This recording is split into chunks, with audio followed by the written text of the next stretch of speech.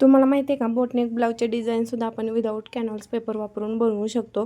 तर ते कशाप्रकारे बनवू शकतो हे आज मी तुम्हाला दाखवणार आहे. तर बघा, हा बोटनेकचा ब्लाऊज आहे.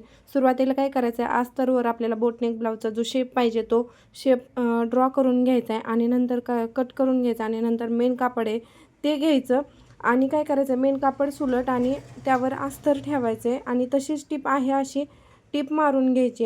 हे बघा, जो शेप दिला आहे तुम्हाला जो आवडतो तो शेप तुम्ही इथं देऊ शकताय आणि टीप मारून घेऊ शकताय आणि राहिलेलं कापड कट करून घेऊ शकताय. पण लक्षात ठेवा, अगोदर हा शेप कट करायचा नाही. ज्यावेळेस आपण टीप मारून घेऊ त्यावेळेसच हा शेप कट करायचा आणि छोटे छोटे कट द्यायचे, जेणेकरून फोल्ड केल्यानंतर इथं ओढलं वगैरे जाणार नाही. ॲक्युरेट हा शेप जो दिला आहे आपण तो इथं सेट होतो आणि नंतर आहे ना, दाब टीप ही अस्तरावर देऊन घ्यायची.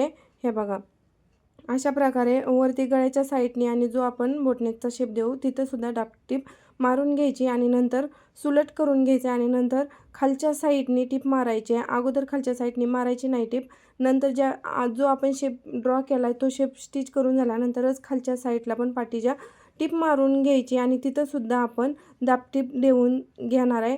हे बघा, हळूहळू दाबटीप पण देऊन घेतली आणि नंतर सुलट करायचं आहे आणि तुम्ही पाहू शकता हा झाला एक भाग.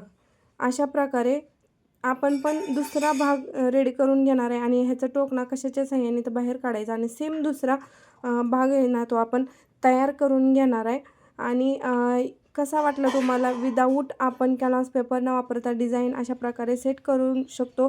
आवडल्यास लाईक शेअर नक्की करा.